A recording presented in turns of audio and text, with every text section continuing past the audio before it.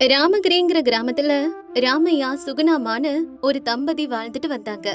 அவங்களுக்கு 2 பொண்ணுங்க. பெரிய பொண்ணு பேரு சந்தனா, சின்ன பொண்ணு பேரு வந்தனா. 2 பேருமே பார்க்க லட்சணமா அழகா இருப்பாங்க. ஆனா அவங்களுக்கு எப்பவுமே ஆடம்பரம் பண்றது, பந்தா பண்றது, சீன் போடுறது தான் பிடிக்கும். இந்த உலகத்துல இருக்க எல்லாருமே அவங்கள பத்தியே பெருமையா பேசணும்னு நினைப்பாங்க. அவங்க 2 பேருக்கும் கல்யாண வயசு வந்துருச்சு. ராமையா அவங்களுக்கு மாப்பிள்ளை தேட ஆரம்பிக்கிறாரு. வந்தனா, எனக்கு வரப்போற புருஷன் கோடீஸ்வரனா இருக்கணும்டி. என்ன உள்ளங்கையில வச்சு பூ மாறி பாத்துக்கணும். நான் எது கேட்டாலும் கேட்ட உடனே என் கண்ணு முன்னாடி கொண்டு வந்து நிறுத்தணும். இதாண்டி என்னோட ஆசை. அக்கா, எனக்கும் இதாக்கா ஆசை. எனக்கு வரப்போற புருஷனுக்கு நான் தான் உலகமா இருக்கணும். தங்க நகை, பட்டு துணின்னு ஊரே என்ன பார்த்து பொறாமப்படுற அளவுக்கு வாங்கி கொடுக்கணும். அப்படிப்பட்ட ஒருத்தனை தான் நான் கல்யாணம் பண்ணிக்குவேன்க்கா. ஆமாடி, இந்த ஊர்க்கார மொரட்டு மனுஷங்கள்லாம் நமக்கு செட் ஆக மாட்டாங்க.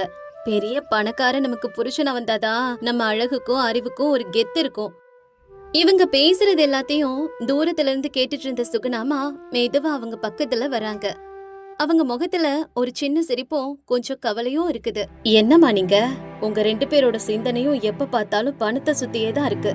புருஷன்னா நம்மள புரிஞ்சுக்கிறவனாவும் கஷ்ட நஷ்டத்துல துணையா இருக்கிறவனாவும் இருக்கணுமே தவிர வெறும் பணக்காரனா இருந்தா மட்டும் பத்தாது.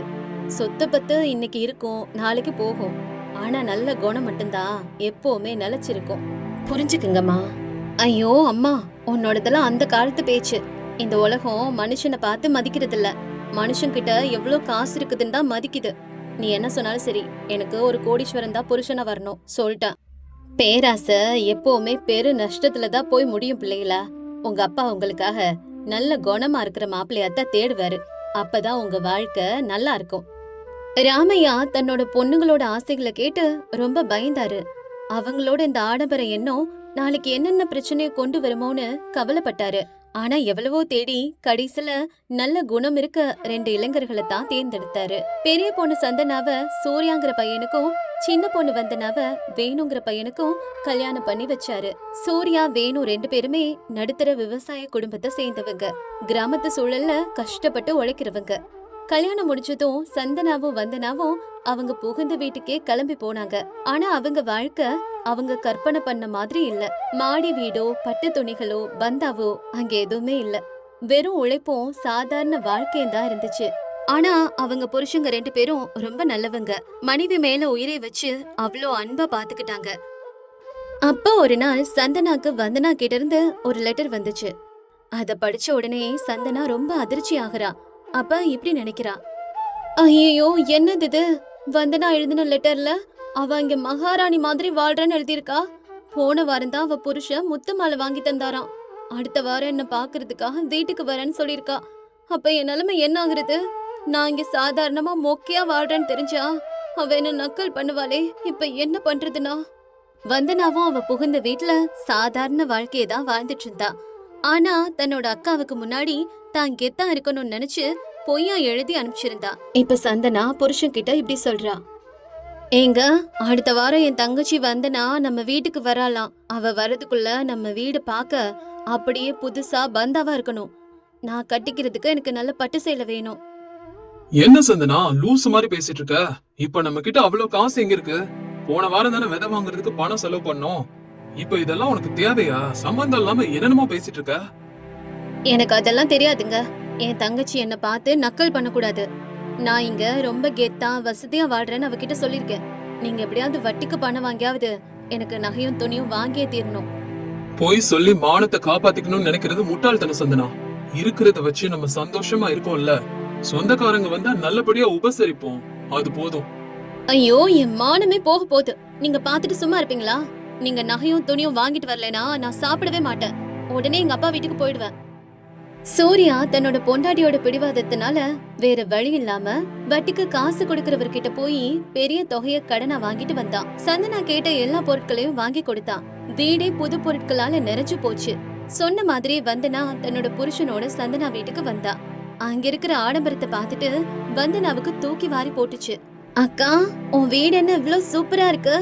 எல்லாமே புது பொருளா வச்சிருக்க. இந்த நகையெல்லாம் எப்பக்கா வாங்கின? அட, இதுல என்ன இருக்கு வந்தனா? இதெல்லாம் உன் அத்தா என் மேல இருக்கிற அன்பால வாங்கி கொடுக்கறது. நான் கேக்குறதுக்கு முன்னாடி எல்லாத்தையும் கொண்டு வந்து கொட்டிடுவாரு. உன் புருஷன் எல்லாம் வாங்கி கொடுக்கறாரா என்ன? ஆ, வாங்கி கொடுக்கறாருக்கா. ஆனா உன் அளவுக்கு இல்ல. இருந்தாலும் நாங்களும் கொஞ்சம் வசதியா தான்க்கா இருக்கோம். வசதியா இருந்தா மட்டும் பத்தாது வந்தனா, ராஜ வாழ்க்கை வாழணும். இந்த முத்து மாலைய பாரு. இதோட விலை எவ்வளவு தெரியுமா? 1,00,000 ரூபாய்க்கு மேல இருக்கும். சந்தனாவோட செல்வாக்க பார்த்து வந்தனா பொறாமப்பட ஆரம்பிக்கிறா. 2 நாட்கள் அங்கேயே தங்கி தான் அக்கா சொன்ன பெருமையெல்லாம் கேட்டு வந்தனா கிளம்பும் போது தன்னோட அக்காவையும் அவளோட வீட்டுக்கு வர சொல்லி கூப்பிடுறா. அக்கா, அடுத்த வாரம் நீயும் மாமாவும் எங்க வீட்டுக்கு வரணும்க்கா. என் புருஷனும் எனக்காக நிறைய நகைங்கள்லாம் செஞ்சு கொடுத்திருக்காரு. நீ வந்தா அதெல்லாம் காட்டுற. கண்டிப்பா வர வந்தனா. உன்னோட ராஜ வாழ்க்கை எப்படி இருக்குன்னு நானும் பார்க்கணும்ல. வந்தனா அவளோட வீட்டுக்கு போனதுக்கு அப்புறம் தன்னோட புருஷன் கிட்ட இப்படி சொல்றா. ஏங்க, நாம இப்படியே இருந்தா சரிப்பட்டு வராதுங்க. என் அக்காவோட வீட்டு பாத்தீங்களா? அங்க எல்லாமே பிரம்மாண்டமா இருக்கு. நாம இங்க இப்படியே சாதாரணமா வாழ்றத பார்த்தா என் உயிரே போகுது. அடுத்த வாரம் என் அக்கா வர்றா. அதுக்குள்ள நம்ம வீடும் அவளோட வீடு மாதிரி அழகா இருக்கணும். வந்தனா, நீ சொல்றதெல்லாம் நடக்காத காரியம்.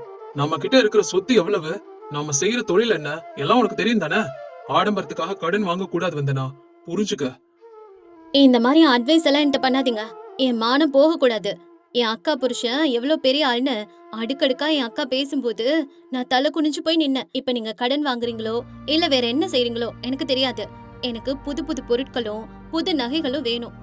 ஏ பைத்தியக்காரி, சூர்யா அண்ணனுக்கு அவ்வளவு பணம் எதுடி? அவரே ஏதோ கடன் வாங்கிட்டு அதெல்லாம் பண்ணிருக்காருன்னு நினைக்கிறேன். அத பார்த்து நீயும் அப்படியே பண்ணா நம்ம வாழ்க்கை நடுத்தெருவுக்கு வந்துரும்.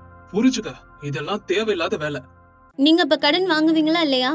இல்ல நானே யார்கிட்டயாவது போய் கடன் வாங்கிக்கிட்டுமா? சொல்லுங்க. வேணு தான் பொண்டாட்டியோட டார்ச்சர் தாங்க முடியாம தனக்கு இருந்த கொஞ்ச நெச்ச நிலத்தையும் அடகு வச்சு பணம் கொண்டு வர்றா. அந்த பணத்தை வச்சு வந்தனா வீடெல்லாம் டெக்கரேட் பண்ணினா. சந்தனா தன்னோட புருஷனோட வந்தனாவோட வீட்டுக்கு வந்தா. வந்தனாவோட சீனை பார்த்து சந்தனா ஷாக் ஆயிட்டா. ஆனா உள்ளுக்குள்ள 2 பேர் மனசுலயும் ஏதோ ஒரு பயம். என்னை விட என் கூட பிறந்தவளோட வாழ்க்கை இவ்வளவு நல்லா இருக்கேங்கிற பொறாம 2 பேரையும் போட்டு வாட்டுச்சு. வந்தனா 2 நாள் பெருமை பேசினா. அதுக்கப்புறம் சந்தனா தன்னோட வீட்டுக்கு திரும்பிட்டா. ஆனா உண்மையான பிரச்சனை அப்பதான் ஆரம்பிச்சது. கடன் கொடுத்தவங்க சும்மா விடுவாங்களா? ஒரு நாள் காலையில கடன் கொடுத்த அப்பாராவ் வந்து நின்னாரு. யோ சூர்யா, வெளியில வா. ஒரு வாரத்துல காசு தரேன்னு சொல்லி 1 மாசத்துக்கு மேல ஆயிடுச்சு. கடன் கொடுத்து என் வீட்டுல கூட உன் வீட்டுல இருக்கிற அளவுக்கு பொருள் இல்ல. இந்த புது பொருளை எல்லாம் வித்து என் பணத்தை முதல்ல கொடு, இல்லனா வீட்டுக்கு பூட்டை போட்டுட்டு போய்கிட்டே இருப்பேன். என்ன புரியுதா? ஐயா ஐயா, கொஞ்சம் டைம் கொடுங்க ஐயா. அறுவடை முடிச்சு பயிர் கைக்கு வந்ததும் உங்க கடனை வட்டியோட அடிச்சிடுறேன். கொஞ்சம் மட்டும் டைம் கொடுங்க. யோ, பயிர் எப்ப வரும்னு யாருக்கு தெரியும்? உன் பொண்டாட்டி பந்த காமிக்கிறதுக்காக என்கிட்ட பணம் வாங்கிட்டு போன. இப்பவே பணம் தரலனா ஊரு பஞ்சாயத்துல வச்சு உன் மானத்தை வாங்கிடுவேன். இதே நிலைமைதான் வந்தனாவோட வீட்லயும் நடந்துச்சு. வேணுவோட நிலத்தை அடமானத்துக்கு வாங்கின நபர் வந்து அந்த நிலத்தை அவரோட கட்டுப்பாட்டுல எடுத்துக்க போறதா மிரட்டுறாரு. 2 புருஷங்களும் தங்களோட பொண்டாட்டிங்க மேல செம்ம கடுப்புல இருந்தாங்க. பாத்தியா வந்தனா, உன் பெருமைக்காக வாங்கின கடன் இன்னைக்கு என் நிலத்தையே முழுங்க பாக்குது. இப்ப அந்த நகையை தின்னா பசி ஆறுமா? ஆடம்பரம் நம்ம பசியை தீக்குமா? சொல்லு, நம்ம வாழ்வாதாரமே போயிடும். என்ன மன்னிச்சிடுங்க. அக்காவுக்கு முன்னாடி நான் கெத்தா இருக்கணும் தான் இப்படி பண்ணிட்டேன். இப்ப வேற வழி இல்லாம அக்கா தங்கச்சி 2 பேரும் தங்களோட கஷ்டத்தை சொல்லி உதவி கேக்குறதுக்காக அப்பா ராமையா கிட்ட போறாங்க. 2 மகள்களும் அழுதுகிட்டே வந்து அவரோட கால்ல விழுறாங்க. அப்ப இப்படி பேசிக்கிறாங்க. அப்பா, எங்களை காப்பாத்துங்கப்பா. கடன் கொடுத்தவங்க வீட்டு வாசல்ல வந்து தினமும் நிக்கிறாங்க. எந்த நிமிஷத்துல வீட்டை ஜப்தி பண்ணுவாங்களோன்னு பயமா இருக்குப்பா. ஆமாப்பா, நாங்க ஒருத்தர் மிஞ்சி வாழணும்னு வாங்கின கடன் இன்னைக்கு எங்க வாழ்க்கைக்கே ஆபத்தா வந்து முடிஞ்சிருச்சு. எங்க புருஷங்க எங்களை வெறுக்குறாங்கப்பா. நான் அப்பவே சொன்னேன்லம்மா, சம்பாதிக்கிறத விட குறைவா செலவு செய்யறவன் தான் நிம்மதியான வாழ்க்கை வாழ்வான. ஒருத்தரை பார்த்து இன்னொருத்தரு பெருமைக்கு அலையறதுங்கிறது நம்ம கையாலே நமக்கான குழிய தோண்டிக்கிறது. உங்க 2 பேருக்குள்ள இருந்தது போட்டி இல்ல, அதுக்கு பேரு பொறாம. ஒருத்தரோட நல்ல வாழ்க்கையை பார்த்து இன்னொருத்தர் சந்தோஷப்படணுமே தவிர இப்படி வயிறு எறிய கூடாது. இனிமேவாது புரிஞ்சுக்கோங்க. பிள்ளைலா, நீங்க வாங்கி வச்சிருக்கிற அந்த பட்டு சேலை உங்க கண்ணீரை துடைக்காது. உங்க புருஷங்களோட உழைப்பு மேல உங்களுக்கு மரியாதை இல்லாதப்ப அந்த குடும்பம் எப்படி உருப்படும்? உங்க பந்தாவுக்காக அவங்கள இப்படி கடன்கிற சாக்கடையில் தள்ளிட்டீங்களேம்மா. தப்பு எங்களுக்கு புரிஞ்சிருச்சுமா. பொய்யால கட்டின அந்த ஆடம்பர வாழ்க்கை இன்னைக்கு நொறுங்கி விழுந்துருச்சு. சரி சரி, நடந்தது நடந்து போச்சு. இனி அழுது ஒரு பிரயோஜனமும் இல்ல. என்கிட்ட இருக்கிற கொஞ்ச நெஞ்ச சேமிப்பு பணத்தை உங்களுக்கு தர்றேன். போய் உங்க கடனை அடைங்க. ஆனா ஒரு கண்டிஷன், அந்த புது பொருள் எல்லாத்தையும் வித்துடணும். அந்த நகைகள் எல்லாம் திருப்பி கொடுத்துடணும். மறுபடியும் உங்க பழைய சாதாரண வாழ்க்கைய ஆரம்பிக்கணும். உங்க புருஷங்க கிட்ட மன்னிப்பு கேட்டு அவங்களோட உழைப்புக்கு நீங்க துணையா இருக்கணும். நான் சொல்றது உங்க 2 பேருக்கும் புரியும் நம்புறேன். சந்தனா வந்தனா 2 பேரும் அவங்க தப்ப உணர்ந்துட்டாங்க. அவங்க வீட்டுக்கு கிளம்பி போய் ஆடம்பர பொருள் எல்லாத்தையும் வித்துட்டு கடனையும் தீர்த்தாங்க. மறுபடியும் சாதாரண வாழ்க்கை வாழ ஆரம்பிச்சாங்க. ஆனா இந்த வாட்டி அவங்க மனசுல நிம்மதி இருந்துச்சு. ஒரு நாள் 2 பேரும் அம்மா அப்பா வீட்டுக்கு வந்தாங்க. வந்தனா, அந்த முத்து மாலையை விட இந்த மண் வளையல எவ்வளவு அழகா இருக்கு பாரு. ஆமாக்கா, அடுத்தவங்க முன்னாடி சீன் போட தேவையில்லாதப்ப வர அந்த தூக்கம் இருக்கே, அது அவ்ளோ நிம்மதியா இருக்கு. என் புருஷனோட உழைப்புல கிடைக்கிற சோறு தான் எனக்கு இப்ப அமிர்த மாதிரி இருக்கு. ராமையாவும் சுகுணாமாவும் தங்களோட பிள்ளைங்க கிட்ட ஏற்பட்ட இந்த மாற்றத்தை பார்த்து ரொம்ப சந்தோஷப்பட்டாங்க. அன்னையில இருந்து சந்தனாவும் வந்தனாவும் வீண் பெருமை பேசுறத நிறுத்திட்டு தங்களோட வாழ்க்கைய நிம்மதியா வாழ ஆரம்பிச்சாங்க. ஆடம்பரத்துக்காக வாங்குற கடன் நம்ம அமைதியவே கெடுத்துரும். ஒருத்தரை பார்த்து இன்னொருத்தர் வீண் பெருமைக்கு ஆசைப்பட்டா அழிவுதான் மிஞ்சும்.